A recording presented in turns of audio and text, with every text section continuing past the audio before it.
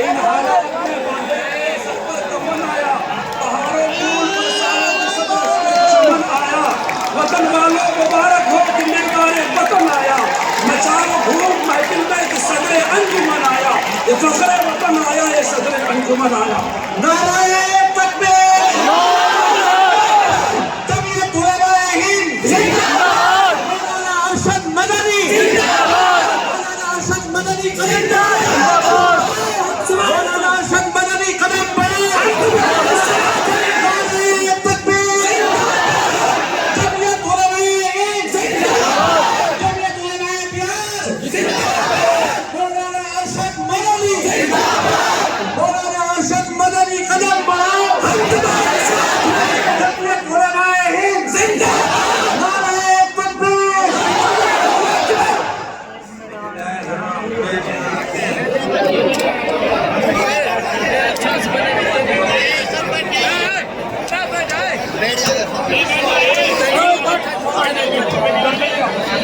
عید البشار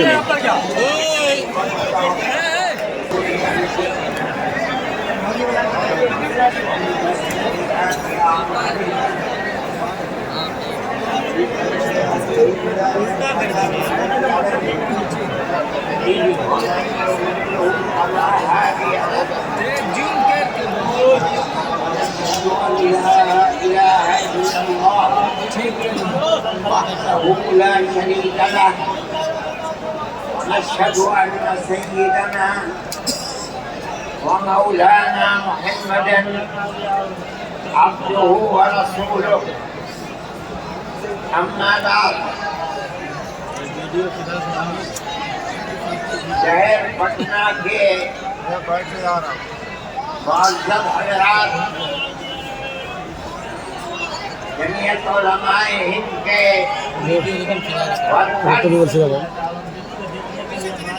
اور بہار سے آئے ہوئے جمعیت علماء ہند کے شہدائی جو حضرات اور میں موجود ہیں اور بہت سے لوگ ہال کے باہر بھی ہیں۔ جمعیت علماء ہند کا یہ اجلاس صوبہ بہار میں بلایا گیا ہے۔ آپ حضرات کو یہ بات ضرور معلوم ہوگی اور جمعیت علماء کے ورکرز اس بات کو جانتے ہیں کہ جمعیت علماء تقریباً 100 سال سے اس ملک کے اندر ایسی پیار و محبت کے ساتھ قربانیاں دیتی چلی آئی ہے جس کے اندر ذات، برادری، مذہب،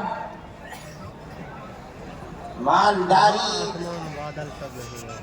اور فقر ہر چیز سے اوپر اٹھ کر جمعیت علماء نے ہمیشہ ملک کی آزادی کے لیے، ملک میں امن و امان کو پیدا کرنے کے لیے، ملک کے ہر فرد کے ساتھ پیار و محبت اور احترام کا معاملہ کیا ہے۔ کبھی بھی ملک کے اندر بسنے والوں کے درمیان میں نفرت، دوری، ایک دوسرے کے گریبان پر ہاتھ ڈالنا، برا بھلا کہنا، جمعیت علماء اور جمعیت علماء کے ورکرز اور اکابر کا یہ طریقہ نہیں رہا ہے۔ اسی طریقے پر ہم نے قربانیاں دے کر ہمارے بزرگوں نے ملک کو آزاد کرایا ہے۔ ملک کو آزاد کرانے کے بعد ملک کا دستور بنایا گیا. کوئی یہ سمجھتا ہے اگر کہ ملک کا دستور بغیر مسلمانوں کو ساتھ لیے ہوئے صرف ہندوؤں نے دستور بنایا ہے تو وہ بسم اللہ کے گنبد میں رہتا ہے, اسے دنیا کا کچھ پتہ نہیں ہے. کیونکہ اس ملک کی آزادی میں ہمارا کردار 145 سال کا کردار ہے. کسی کا کردار اتنے لمبے زمانے تک نہیں ہے کہ وہ مرتے مارتے پھانسی کے پھندوں کے اوپر لٹکتے اپنی گردنوں کو کٹواتے ہوئے 145 سال تک اس ملک کے اندر ہم نے کام کیا ہے. 1803 سے لے کر 1947 تک اگر کوئی مائی کا لال ہے, دودھ پیا ہے, تو آ کر کے کہے کہ اس کا کردار 145 سال کا. جمعیت علماء کہتی ہے یہ علماء کا کردار ہے. یہ کردار پیار و محبت کے ساتھ تھا, غریبان پکڑ کر یہ کردار نہیں تھا. ایک دوسرے کے درد میں اور سکھ میں ہر چیز کے اندر شریک تھا. یہ ہمارا کردار تھا. ہم نے اس طرح سے اس ملک کو آزاد کرایا. کوئی نہیں تھا آزادی کی آواز اٹھانے والا. 1803 سے ملک کے لیے قربانی دینے والے 1857 کے اندر صرف دہلی کے اندر 33,000 علماء کو قتل کیا گیا. سنبھل میں, مراد آباد میں, میرٹھ میں سینکڑوں علماء کو جس کے جسم کے اوپر لباس عالموں جیسا ہوتا تھا اس کو پھانسی کے تختے پر چڑھا دیا جاتا تھا. کوئی نہیں تھا, کانگریس کا وجود بھی نہیں تھا. کانگریس تو بنی ہے 1883 میں اور 1885 میں اس کا پہلا اجلاس ہوا ہے. جبکہ 1803 سے حضرت شاہ عبدالعزیز صاحب نے اعلان کر دیا تھا کہ ہمارا ملک مسلمانوں کا یا ہندوؤں کا ملک نہیں رہا, یہ انگریزوں کا ملک ہو گیا. ہم غلام بن گئے. اب غلامی کی زنجیروں کا توڑنا اور جہاد کرنا ہر ایک کا فرض ہے. اور اس کے بعد جہاد پر لگ گئے. کوئی مائی کا لال نہیں تھا جو انگریز کی اس طاقت کے مقابلے میں کھڑے ہو کر غلامی کی زنجیروں کو توڑنے کے لیے اپنی زبان کو کھول سکے. اس اعلان کے تقریباً 80-82 سال کے بعد کانگریس بنی, اور کانگریس کا جو مقصد تھا جو آج بھی کتابوں میں موجود ہے وہ ملک کی آزادی نہیں تھا. مقصد تھا کہ جو 2 جہاد ہوئے ہیں 1832 اور 1857 میں, اس کی وجہ سے جو ملکہ برطانیہ اور ہندوستان کے بسنے والوں کے درمیان دوری ہو گئی ہے, اس دوری کو دور کیا جائے اور حالات کو صحیح کیا جائے۔ علماء کا یہ نظریہ نہیں تھا۔ علماء کہتے تھے ملک غلام ہو گیا، غلامی کی زنجیروں کو توڑو، انگریز کو بھگاؤ، ملک کو آزاد کراؤ۔ یہ تو حالات تھے جس کے اندر مسلمان داخل ہوئے کانگریس میں، موجود ہیں۔ ایک شخص نے حضرت گنگوئی رحمت اللہ علیہ، جو ہمارے بزرگ ہیں، دارالعلوم کو کی بنیاد رکھنے والے ہیں، سن 1857 کے اندر جیل میں بند ہو گئے تھے۔ یہ سمجھتے تھے کہ قتل کر دیا جائے گا بغاوت کے الزام میں، لیکن چھوٹ گئے۔ ان سے پوچھا کہ ایک جماعت بنی ہے جس کے بنیادی کردار ہندو بنا رہے ہیں، کیا مسلمانوں کے لیے اس میں شریک ہونا جائز ہے؟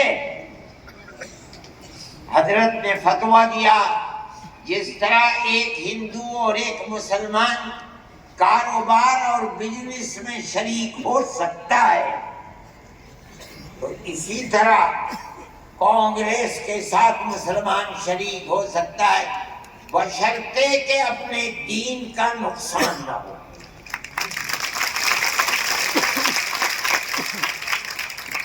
اس کا مطلب نہیں سمجھے تھے لوگ۔ مطلب یہ ہے کہ ہماری تحریک ہے کہ مسلمان اور ہندو جب تک ساتھ نہیں ہوگا ملک آزاد نہیں ہوگا۔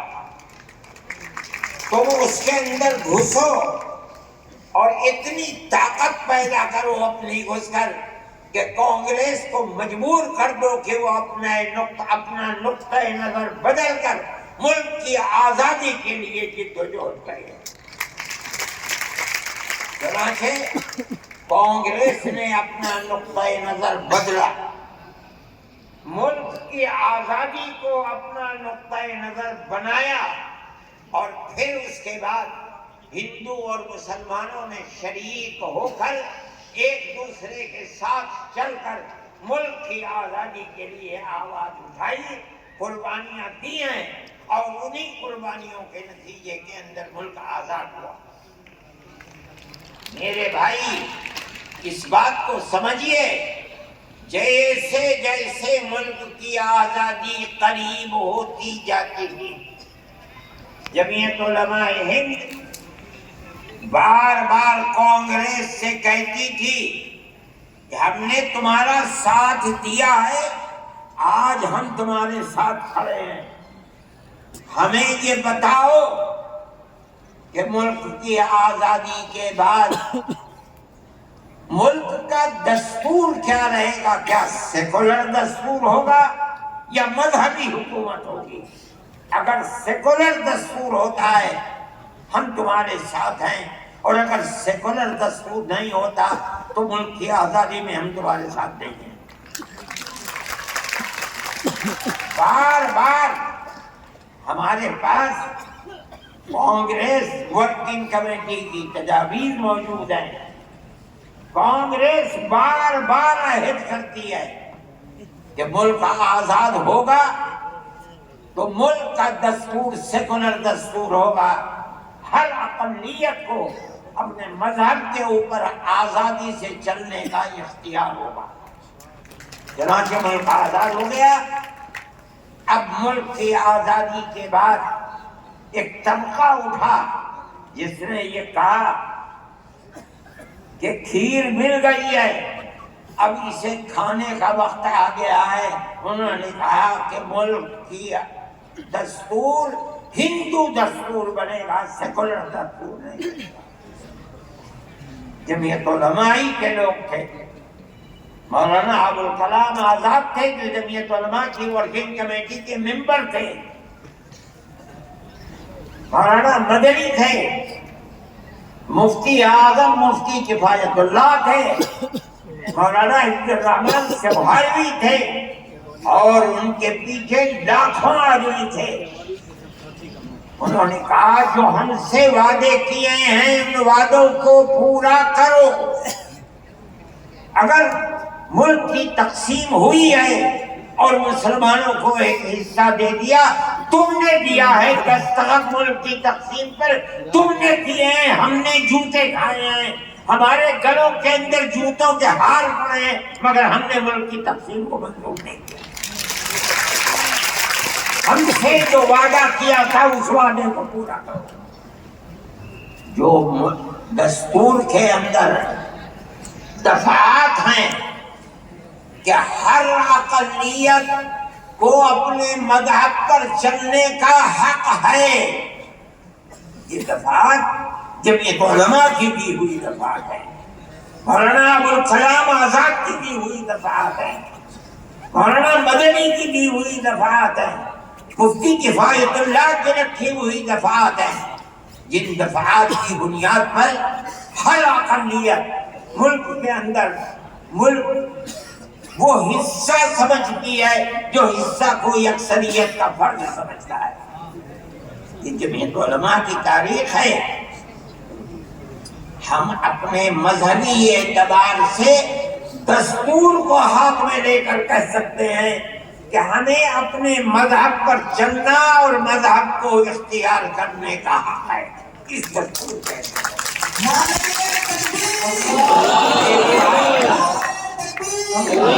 میرے بھائی، میرے پاس واٹسپ نہیں ہے، میں یہ لغو کام نہیں کرتا. جب مجھے فرصت ملتی ہے تو میں دیکھتا رہا ہوں ہر روز واٹسپ کو. مجھے آج صبح ایک صاحب نے دکھلایا کہ کل مودی جی نے، وہ بڑے آدمی ہیں، میرے ملک کے وزیر اعظم ہیں، انہوں نے تقریر کی ہے اور اس کے اندر یہ فرمایا ہے کہ وقف ہندوستان کے دستور کے اندر وقف کوئی چیز نہیں ہے. مجھے حیرت ہوئی کہ ایک ملک کا وزیر اعظم اور ہندوستان جیسا وزیر اعظم یہ بات کہہ رہا ہے. میں کہتا ہوں کہ وقف قرآن کا فیصلہ ہے، اللہ کے نبی حضرت محمد کا فیصلہ ہے، ہمارے دین کا دین ہے. وقف کا لفظ نہیں آیا، لیکن یہ بات آ گئی 25 اور 26 دفعات کے اندر کہ اس ملک میں ہر اقلیت کو اپنے مذہب کو پکڑنے، اپنے مذہب کو چلنے کا اختیار ہے. کیا مطلب یہ ہے؟ کل کو آپ کھڑے ہو کر کہہ دیں کہ نماز کا ذکر دستور کے اندر نہیں ہے، حج کا نام دستور کے اندر نہیں ہے، زکوٰۃ کا نام دستور کے اندر نہیں ہے، رمضان کے روزوں کا نام دستور کے اندر نہیں ہے، اس لیے ہر چیز کو مٹا دیا جائے. یہ کیا چیز ہے؟ دستور مجموعی طور پر دستور نے کہہ دیا کہ مسلمان ایک اقلیت ہے اور ہر اقلیت کو اپنے مذہب پر چلنے کا اختیار ہے. مذہب کی ہر چیز اس ایک دفعے کے اندر آ گئی. وقف کا مسئلہ، اسلام کے اندر جو چیز اسلام کی ہے مذہب، وہ چیز ہے جو قرآن کے اندر ہے. ایک دوسری وہ چیز ہے جس کو ہمارے آقا حضرت محمد صلی اللہ علیہ وسلم نے فرما دیا. یہی تو اسلام کی بنیادیں ہیں. سمجھو، قرآن کی آیت ہے 4 سپارے کی پہلی آیت، لن تنالوا البر حتى تنفقوا مما تحبون. لن تنالوا البر، ہرگز تم جنت کو نہیں پا سکتے. بر کی تفسیر مفسرین جنت سے کرتے ہیں. اے مسلمانوں کان کھول کر سن لو، ہرگز تم جنت کو نہیں پا سکتے یہاں تک کہ تم اپنے اس مال کو اللہ کی رضا کے لیے خرچ کرو جو تمہارے پاس ہے. جس مال کو سے تمہیں محبت ہے اس مال کو تم اللہ کی رضا کے لیے خرچ کرو. اسلام ایسا مذہب تو نہیں ہے. جب یہ آیت اتری اللہ کے نبی نے بیان فرمائی تو نسائی کی حدیث ہے کہ ابو طلحہ انصاری رضی اللہ تعالی عنہ جو ایک دولت مند آدمی تھے وہ اللہ کے نبی کے پاس آئے اور آ کر کہا کہ یا رسول اللہ اللہ ہم سے ہمارے مال کے بارے میں فرماتا ہے کہ اگر تم جنت کے طالب ہو تو جو مال سب سے اچھا ہے تم اس کو اللہ کی راہ میں خرچ کر دو. یا رسول اللہ میرا سب سے بہترین مال فلانی زمین ہے, میں آپ کو گواہ بناتا ہوں کہ میں اس کو اللہ کے لیے وقف کرتا ہوں. یہ حدیث موجود ہے نسائی کے اندر. مذہب اور کس چیز کا نام ہے؟ جو اللہ نے فرمایا وہ مذہب ہے, جو رسول اللہ نے فرمایا وہ مذہب ہے. مجھے حیرت ہے کہ مودی جی ہمارے مذہب کے بارے میں فیصلہ کرتے ہیں کہ وقف کے اندر وقف کا ذکر دستور کے اندر.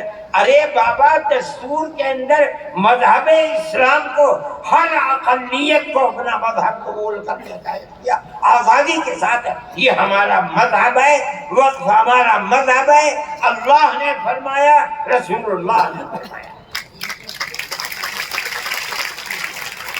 حدیث کے اندر آتا ہے کہ جب انسان مر جاتا ہے, یہ مسلم کی حدیث ہے, اذا مات الانسان انقطع عمله عنه. جب آدمی مر گیا اب اس کے اندر کام کرنے کی طاقت بھی نہیں ہے. اب اسے کسی چیز کا ثواب ملتا تھا, نماز پڑھنے کا, روزہ رکھنے کا, نہ نماز پڑھ سکتا ہے نہ روزہ. مگر فرماتے تین چیزیں ایسی ہیں مرنے کے بعد بھی آدمی قبر میں چلا گیا اسے ثواب ملتا رہتا ہے. کیا ہے اس کے اندر؟ پہلی چیز ہے صدقۃ جاریہ, ایسا صدقہ کر کے جانا کہ جو اس کا ثواب برابر جاری رہے.